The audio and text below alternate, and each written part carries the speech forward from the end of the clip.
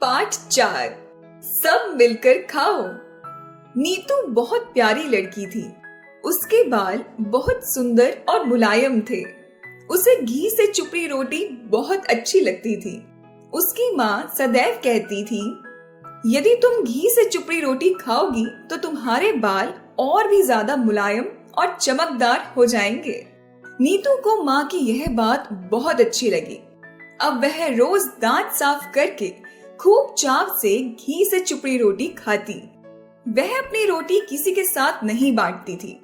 एक दिन वह बाहर बाग में गई। उसने देखा कि आंगन में एक रोटी रखी है। वह रोटी लेने के लिए आगे बढ़ी। तभी एक कौवा आया और रोटी लेकर उड़ गया। नीतू उसके पीछे भागी और चिल्लाई, मेरी रोटी, मेरी रोटी। कौवे ने रोटी में से एक टुकड़ा खा लिया, फिर खुश होकर कांव कांव करने लगा। नीतू दौड़कर उसके पास पहुंची और बोली, तुमने मेरी रोटी क्यों खाई?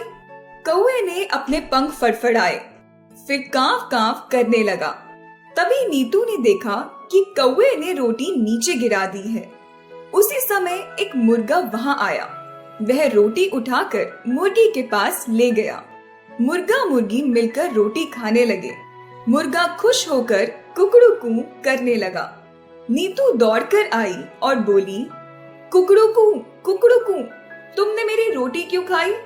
मुर्गा और मुर्गी ने नीतू की बात नहीं सुनी। उन दोनों ने थोड़ी सी रोटी खाई और गर्दन मटकाते हुए आगे चल दिए। नीतू चुपचाप देखती रही। तभी वहां एक कबूतर आया। वह बची हुई रोटी लेकर रोशनदान पर बैठ गया। कबूतर ने थोड़ी सी रोटी खाई और गुटर गूं करने लगा। नीतू ने उसकी ओर देखा और बोली, गुटर गूं, तुमने मेरी रोटी क्यों खाई? कबूतर कुछ नहीं बोला। उसका पेट भर गया था। वह भी वहां से उड़ गया।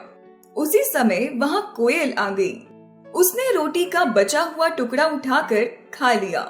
वह अब सुरीली आवाज में कू गाने लगी। नीतू ने कोयल की ओर देखा, फिर बोली, कू, तुमने मेरी रोटी क्यों खाई? कोयल ने नीतू की बात नहीं सुनी और गाती रही। अब रोटी का एक छोटा सा टुकड़ा बचा था। तभी एक गौरैया आई और बची रोटी को अपने घोंसले में ले गई। उसने वह रोटी खुद भी खाई और अपने बच्चों को भी खिलाई। अब सारी रोटी खत्म हो गई। वह रोते रोते बोली, ची चिड़िया, तुमने मेरी सारी रोटी क्यों खाई? यह बोलकर नीतू जोर से रोने लगी।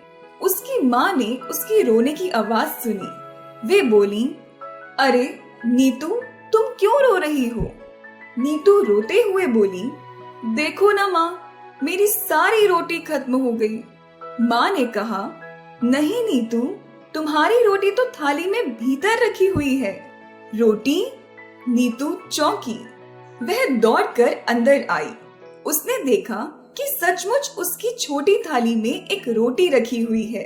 नीतू हैरानी से बोली, परंतु माँ, मेरी रोटी तो बहुत सारी चिड़ियां खाती गईं। माँ बोली, नहीं नीतू, वह तुम्हारी रोटी नहीं थी, वह उनकी रोटी थी। मैं रोज एक रोटी चिड़ियों के लिए भी बनाती हूँ। वे सब उसे मिल बांट कर खाते हैं।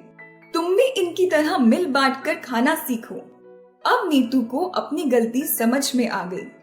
उसने माँ से कहा, माँ, अब मैं भी सबके साथ मिल बांट कर खाऊंगी। नीतू की बात सुनकर माँ बहुत खुश हुई।